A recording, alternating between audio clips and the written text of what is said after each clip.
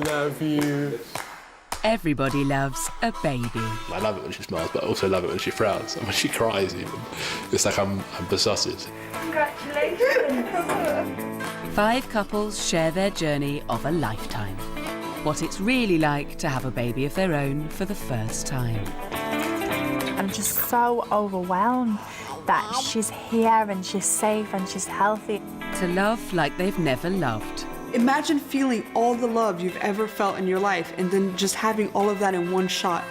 To think the unthinkable. Just stop crying, otherwise I'm just going to walk out the door. If I didn't love her as much as I did, I would have walked away. Shut up. No, Charlie, I'm sick. Oh my God. Newborn babies test strong relationships. I was going mad. A baby in the house means a whole new life. Jesus Christ. Breastfeeding. I enjoyed every moment that you were breastfeeding. It was just really, really painful. It was awful. As their relationships are put to the ultimate test, these couples find out what they're made of.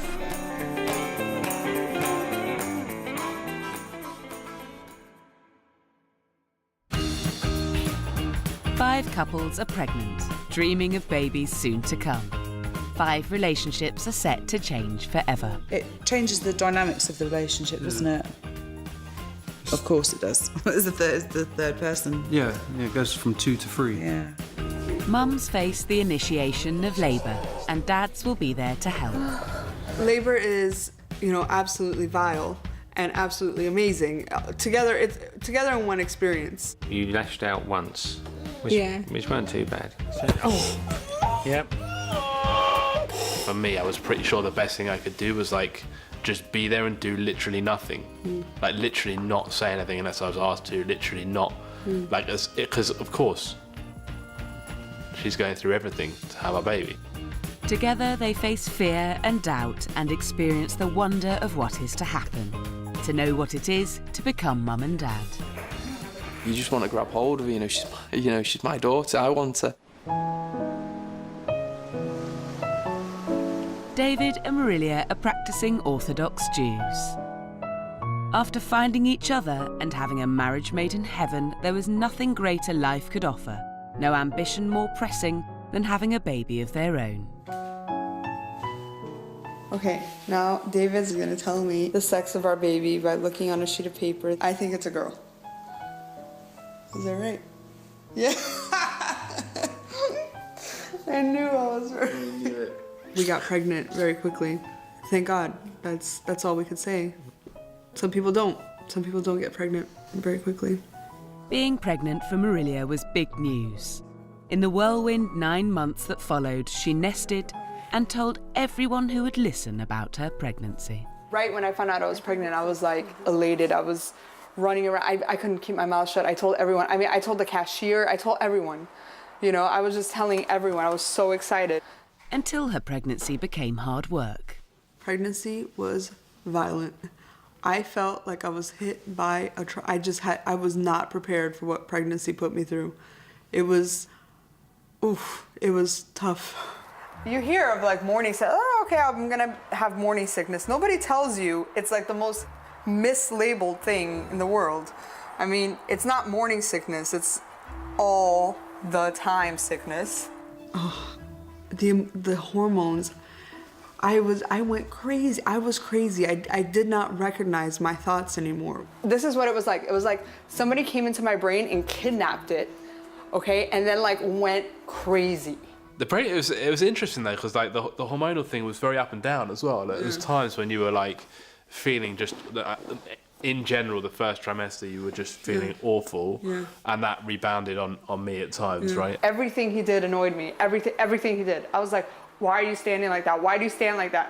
Why are you walking? Stop walking. Everything he did annoyed me.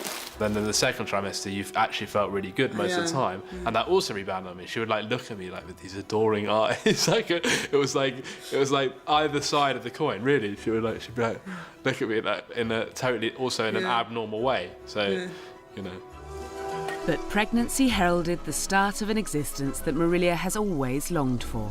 To be a housewife dreaming of babies to come. I feel like I should have been born in the 40s so that I could be a housewife in the 60s, or even the 50s, because I do enjoy the traditional gender roles. I feel that I'm gonna get like crucified for this, but I really feel that like I feel like that women are really have a special knack for like bringing up kids and stuff. I feel that. 9 months have flown by. Marilia is starting to have contractions. Hi, my wife's in labour.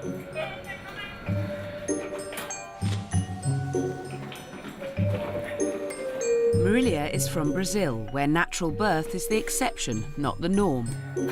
Despite her reservations, Marilia has opted to give birth naturally. Anyone home?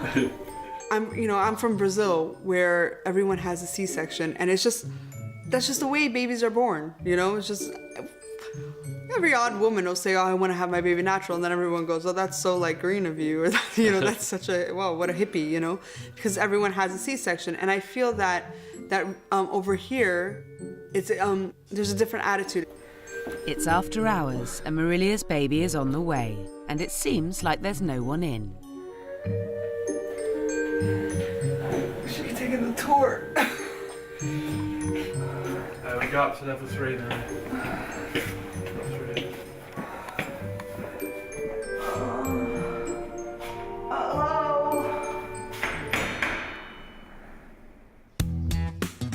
Once upon a time, there was a couple who thought that having a baby would be one of the easiest things they could ever do. Plain sailing, a walk in the park. For them to have a baby and bring it up, love is all you need. Like the kind you have in the honeymoon period, the kind that lasts forever. Step 1 to having a baby means picking someone to have it with. The selection process is often fairly straightforward. To be honest, we were having a few drinks, and after a few drinks, you start getting to know each other. An instinct for what kind of relationship will work long-term plays a part. She's got a good sense of humour, she's got a lovely smile, and she puts up with me, which is the main thing, which not many women probably would, but I'm quite hard work, and she's willing to work with that. With Charlie, I wanted to be with him all the time. Anything he said was hilarious. Anything he said was interesting. Wasn't necessarily right, but I just wanted to have babies with you. And let's face it, it's going to be a good-looking child, didn't you? Yeah, of course. We just decided very quickly that we were going to start trying for a baby. After 8 months of being together, they decided to have a baby. Lynn was pregnant within a month. Oh my God, it happened very quickly. I wasn't expecting it to happen so quick, but it runs in my family. What does? Fertility. This couple went for it. That's when the second thought started.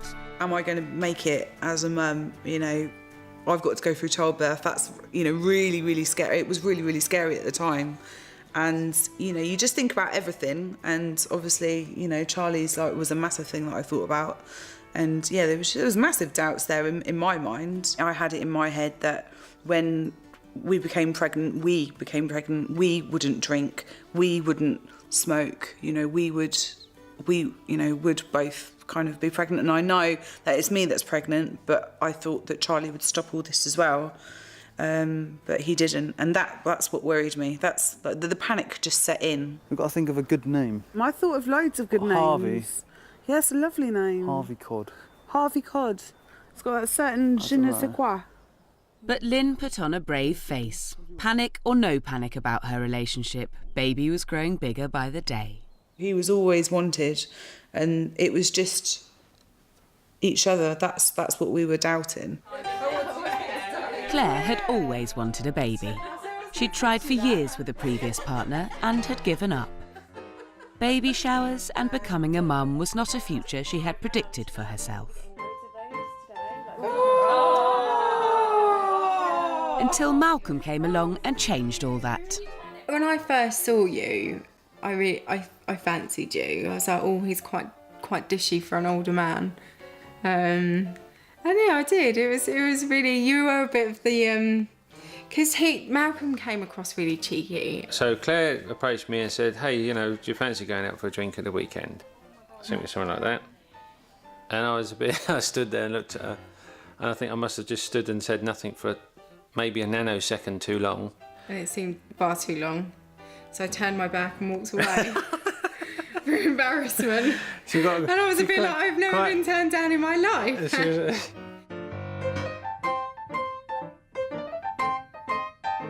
So soppy. At the time when we met, I thought he was sort of early 40s, maybe 41, 42.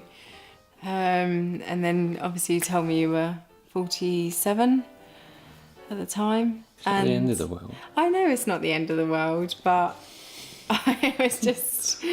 I was shocked. I was shocked. I remember her face. And I know all that was in the back of my head was like, oh my God, my mother's going to kill me. Claire is 28, a happy 20 years Malcolm's junior. Malcolm introduced Claire to his existing family. He has 3 sons already. He also became a dad to Claire's beloved dog, Alfie. Having Alfie is probably a good start to understanding what a 3-year-old's like, bouncing all over the place. Claire got pregnant after 3 months, and now Malcolm is having his 4th child. It's Claire's first. I was pleased that I'd made her this happy. It was a case of, yep, I can do this. I'm quite capable. I've been here before. And I want to do this. I like having a gentleman, and Malcolm's a gentleman, and he's kind and loving and really affectionate, and that's what I love the most. I think he's a bit old-fashioned in his ways, Malcolm, and he is caring and loving and a lot of respect as well, which is really nice. I think with Mal, he's older and wiser, and I really enjoy that. 9 months have flown by, and Claire is overdue. She's going into hospital to be induced. No, I'm pretty calm about the whole thing. My hospital bag. Okay. It was like waking up on Christmas morning, ironically with childlike expectations of a little bundle of joy turning up today. Are you sure you want to wear one of your best shirts? Why not? Fair enough. Quite look good. Ooh.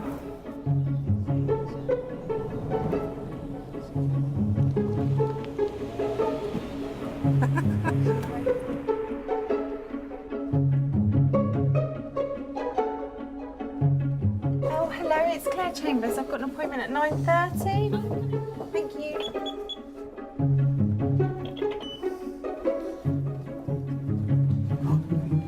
Oh, you haven't. You've done it now. It's just so tempting. When I was 2 weeks overdue, I just wanted the baby out. I was not sleeping, couldn't eat much, and I was just tired and ratty. And I was overexcited as well. So you get to that point where you think you're counting the days past your due date, and you just want it there and done and dusted. You just feel uncomfortable, tired and impatient. Here you are. You bored? No. Sweet. Anything else, you just press the buzzer and I'll be just outside, okay?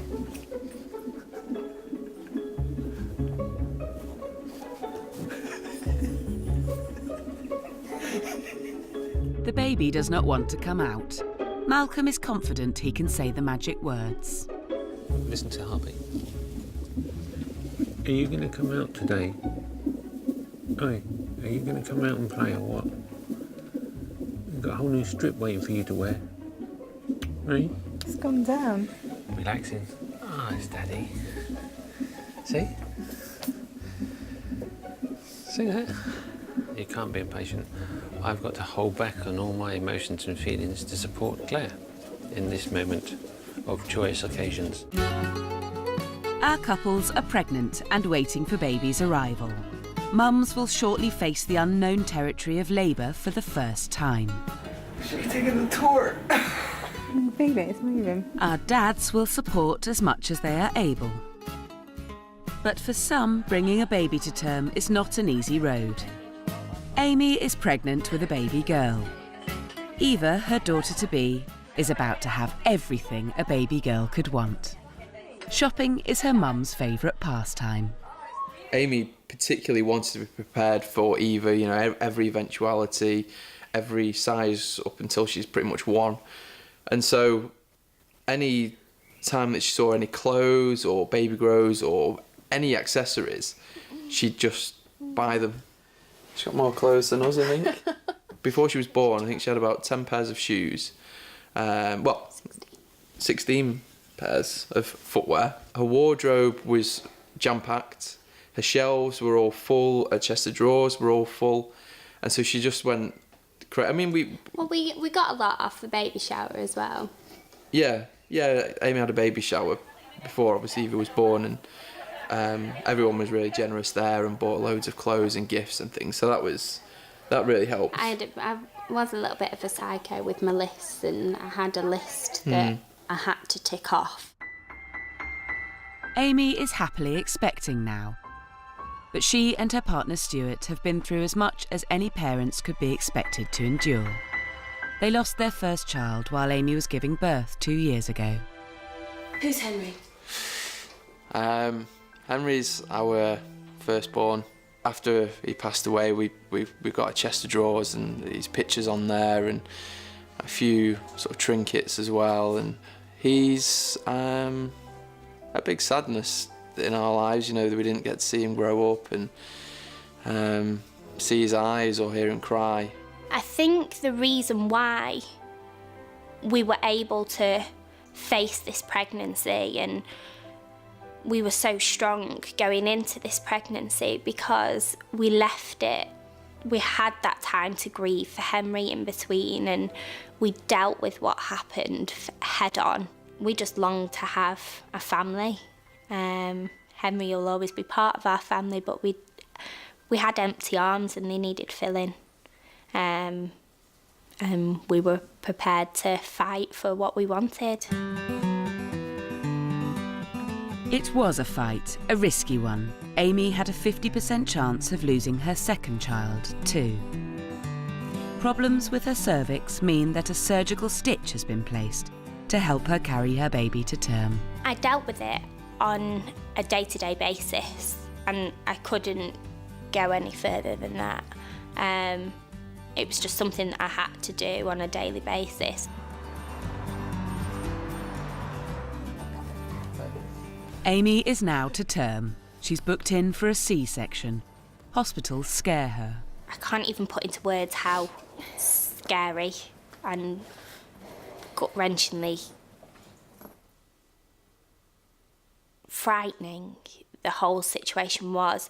Every time I walked through those hospital doors, we thought that we were going to lose her. We thought that we were going to lose another baby. Hiya. Hiya. I need a rent. Reception? Yeah. Okay, I'll take you down. The idea of that, I got through Henry and I got through losing my first baby, and I just couldn't even comprehend doing it again. I just couldn't even bear to even think about it. Paul and Caroline have been married for 9 years. They live in Blackpool. Paul is in the army and spends Monday to Friday 300 miles away. They've been trying to have a baby, but Kaz has miscarried 3 times. Like Kaz was saying, look, I can't do this, I mean, will I ever get pregnant? And it's hard when obviously your wife's going through that, and we're both we had to just deal with it as a couple. And it is hard, it pulls on your heartstrings, you know what I mean? Not once to give up, Paul and Kaz set about trying for the 4th time. Paul being 300 miles away comes with its own set of difficulties. It got to the point where it was like, right, I'm ovulating this weekend, right, I'm not home, like, right, I'm coming to see you then. Yeah. And it's just be like... So she'd come all the way down to camp and you try and make it so it's not like, what's the word? Forced. Yeah, like forced. Yeah. No, it wasn't enjoyable whilst we were trying, but I think we can just... We were trying at certain times and getting it right for ovulation and actually getting pregnant rather than just doing it for fun. It was the massive difference. Oh, yeah. I wanted to become a father, so I think when you want something, you do your best you can be. And I've just always wanted it. And like I say, I've had experience with my godchildren and I love them to bits. But like having your own, there's nothing better than having your own. Once Kaz was pregnant again, she was sent for tests, revealing that her blood was clotting along the umbilical cord. Happily, this was easily fixed with medication. As a woman, you think that it should just be a natural to be able to carry a baby and give birth and stuff, and you do feel like a bit of a failure, but I think I felt better having had tests to realise that it was something that I had no idea about. Kaz is determined to stay pregnant this time. She's taking aspirin and injections to keep her blood thin. This time, she's going to have a baby. That just kept working, and she stayed pregnant, and it was like, even though you're on tenterhooks, you're like, oh, don't know how long it's going to last this. Is it just one of them things that just keep us going? Then we got to the first scan. It's those milestones, isn't it? I think, like them scans mainly, but we got extra scans to make sure everything was okay. But we still, in the back of your mind, you've still got that thought of, is it going to be fine all the way through? And then obviously with the blood thinning injections and aspirins was the risk of pregnancy then, natural birth. Marilia is in labour. When you're in labor, God's like really close to you. He's facing you. He's really close to you. And it's a time for you to ask for things, like where he hears the prayers of women in labor. Very soon, Marilia's biggest prayer is for pain relief. She's 3 centimetres dilated, but it feels like more, a lot more. How many am I? It's 3. No. No. It's 3, but the head girl comes, when you're contracting, the head is quite, low, which is good. Oh, it's not 3, it's like 7. You know it is, you're kidding, right? But good 3. Oh, the waters are just, they can break in any time. Yeah, breakwaters. So what should I do? Walk? Yeah. Walking, sitting, leaning, nothing is helping. When you're having a contraction, you just want to hit your head against the wall and pass out, It's painful. It's not menstrual cramps. Whoever said it's like menstrual cramps is lying. I don't know who has cramps like that, but if they do, they need to seek medical advice because it is far worse than cramps. Far worse. Aren't I supposed to be having like gas and air or something? Don't they have some of that? I was like, there is no way I'm doing this without an epidural. There's no way. Epidural. I can go talk to him. He's not here. Or her. Where is he? He's in theater. Yeah? I'll go in there. I don't even ride out a headache without medicine.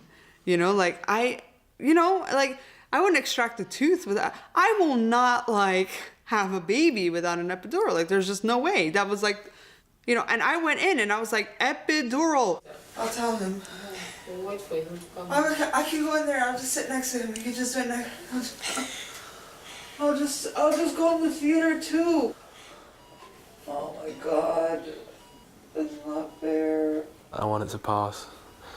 And that if we can get the epidural, hopefully that she'll be able to sleep a bit, In the moments between contractions, there were incredibly happy moments of my life, like excitement and giddiness and, oh my gosh, we're having a baby. Oh, I'm gonna miss my tummy. I kinda like it. I've had a really positive body image with this tummy. It's good. And then, I'm gonna die. It's like horrible contraction. And then it finishes and you're like, oh, my baby. You feel really good. Finally, Marilia gets her epidural. Naturally, it didn't work. So I had no pain relief till I was 8 centimeters, which is my luck. But it worked for half an hour. Yeah, it worked for half an hour. And I was like, wow. Oh, cool. It was worse because you were like, and then bang. That got stuff moving, didn't it? It wasn't what I expected, not that I thought too much about it. I mean, you feel very powerless, obviously, because it's like you want to do anything you can, but actually, for me, I was pretty sure the best thing I could do was like just be there and do literally nothing, like literally not say anything unless I was asked to, literally not, like, because of course she's going through everything to have a baby. It's all right, it's okay. Our babies are coming. Mums will be pushed to limits they did not know they had. Dads will be there every step of the way. Together, they face the fear, the pain, and the wonder of what is to happen. I was thrown into a situation where it's like sink or swim. You know, it wasn't I just knew how to breathe. I was like, that's the essence of something. breathe. I'm in so much pain. She was drugged out of Ivals. Yeah. She had every drug they would offer her. I think it's like amazing. a total worry right up until giving birth. We're thinking, oh, is this going to happen? Is she going to arrive safely? And then it's a whole new ball game. For Claire and Malcolm, labour is imminent. Like all women about to give birth, Claire has no idea how her labour will play out. How fast, how slow, how frightening, joyous, or both. It was about 3 o'clock, and I said to Mel, I said, I need to get out and go for a walk. I'd been induced, and I just wanted to sort of get out of the ward really, and I just wanted to see a different 4 walls. Yeah, I just want it out. Should have said that at the beginning. She just turned around and said, she was talking to that lady, oh, I've just booked you in for a C-section. I was like, wish I had one of them. And we went round once, and then we came back, and I said, let's go again. And didn't even make it halfway before Well, you did about 25 yards, and the first big contraction hit. Yeah. Happy pain, happy pain, happy pain, happy pain. And then it was another. It wasn't even that small bang. period pain that everyone says to get, that says that you start with. All right. No, it's hurting. And as I was walking, every time I could feel my body warning me that a contraction was coming along. You all right? No. Every time it was happening, I was literally grabbing the wall. And me. And you. And just sort of holding myself. And your knees were going. And right. yeah, and I felt I didn't have the stability like to hold myself. No, this is really... It's all right, son. Come on. I knew it was the right ones because her knees went and she had to grab the wall and grab me. And then by the time we'd gone all the way round, she's saying, I want to go to the loo. I thought, here we go. You all right, Treeks? No, it feels like I'm going to poop. No, don't do that. I'm running a bath in the hospital. Malcolm, a well-rehearsed dad, is the ultimate helpful must-have male accessory on hand for delivery. Apparently this might help. Because she's going to be a mummy soon. All right. I think Claire had the perception that because I'd been at the 3 births of my boys, that I'd have all the answers and the what to do's and when to do it when it come to this time. Mm. But what I learned at being at the birth of each of the boys was every birth is different. I just people want to go through this more than once. Is that all right, that side, is it? I just didn't know what to expect. Unless you go through labour, you just do not know what the pain's going to be like, what the situation's going to be like. I wanted to go. I also remember thinking that the poor girls that were either waiting to be induced or they were waiting to go in for their C-section. And I thought, oh my God, if I had a girl doing what I'm doing, it'd scare the life out of me. Use it, and breathe. So I was trying to hold myself from screaming out because I didn't want to scare anyone else. I was in so much pain through my contractions that I just didn't know what to do with myself. I was just... I didn't know what I wanted. You wanted me to rub your back. You didn't want me to rub your back. Yeah. You wanted the gas and air. You didn't want the gas and air. I wanted to stand up. You wanted to stand up. Then you wanted to sit down. Yeah. Claire eventually settled into her first labour, a real trial by fire. He wasn't panicky. He was so calm. Okay. And I think it did me wonders actually having you there. Okay, I did, I think, punch you in the leg once. No, you tried to shin me, but you had bare feet, so it didn't hurt. I know, keep breathing. and then you lashed out once, which, Yeah. which weren't too bad. Oh, yep. One way to deal with the pain is actually to fight itself within yourself, and I think she was doing that process, which helped. You know, some women want to scream it out, others growl it down. You know, and it's either way, isn't it? Yeah, just looking forward to her being here and hearing her cry.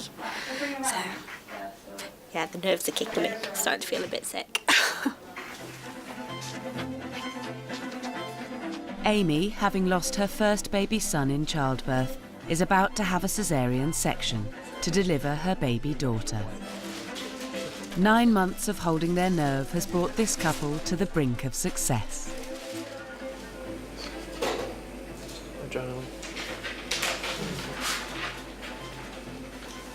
Oh, baby, I'm really seriously shaking. Oh my God, hands.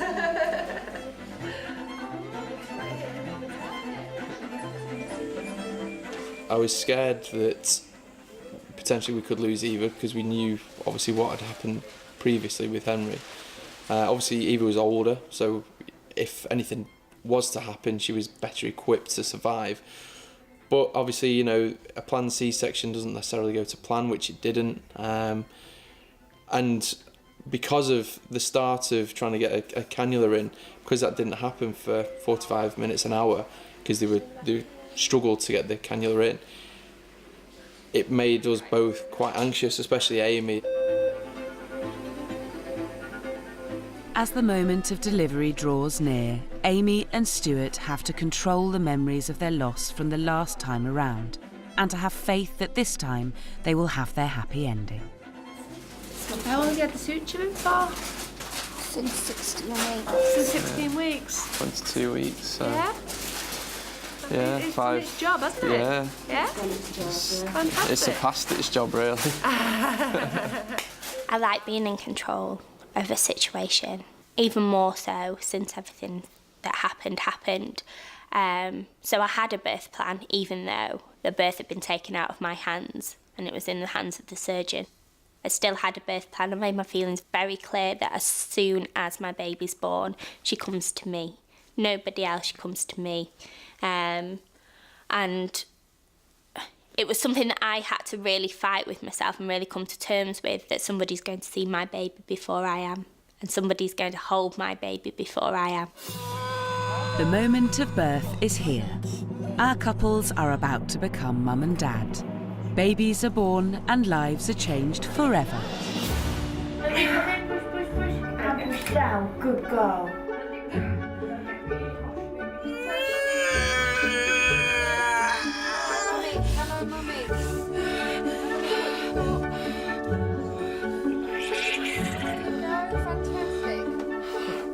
Have a look what you've got. One of Little them. girl.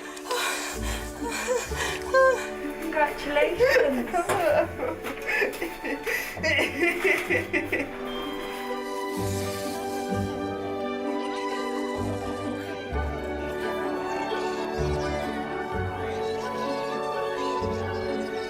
I heard her cry, and all I can remember is just feeling an overwhelming relief. I just felt like I felt 10 tons lighter.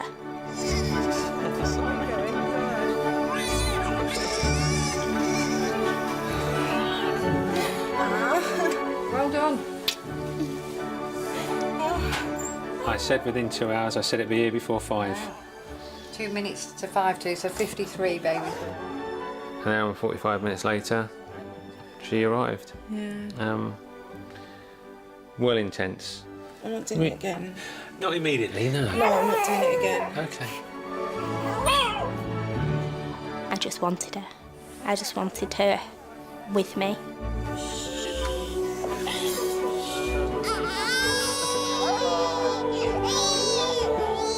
From that moment that I held her in my arms, it was like she'd always been there. Yeah. Those eyes. It was like a missing part of the jigsaw puzzle.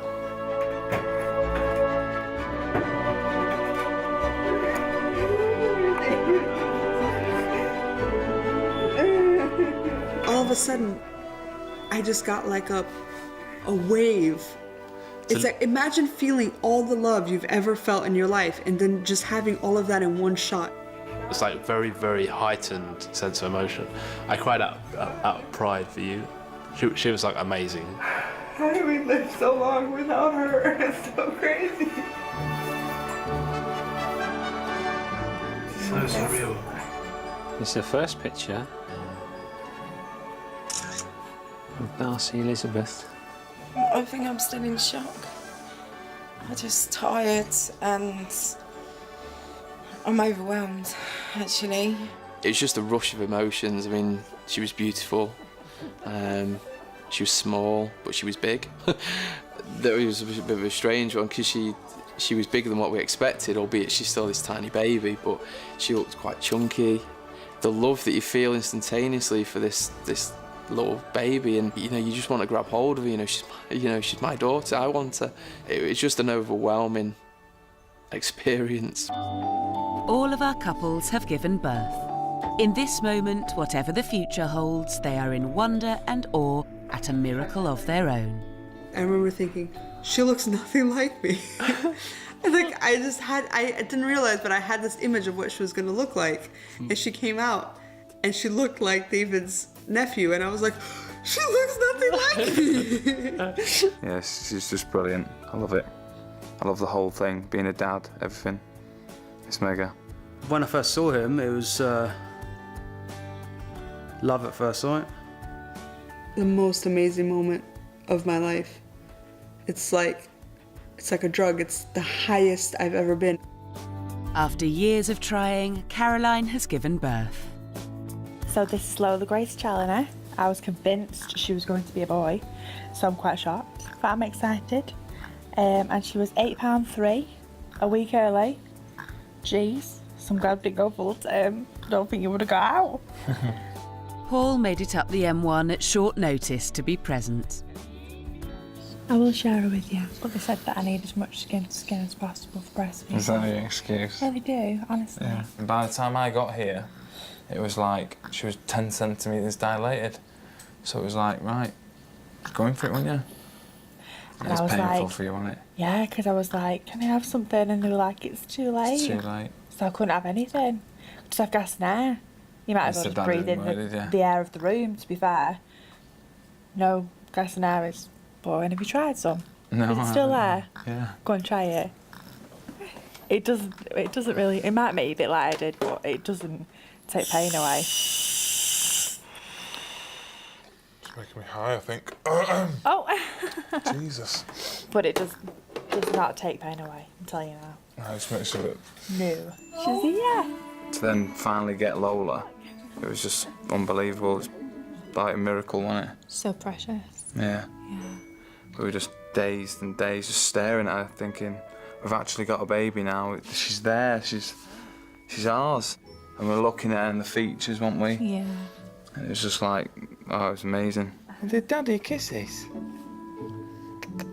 Gorgeous. It is a fairy tale now, after everything we've been through. It is a fairy tale.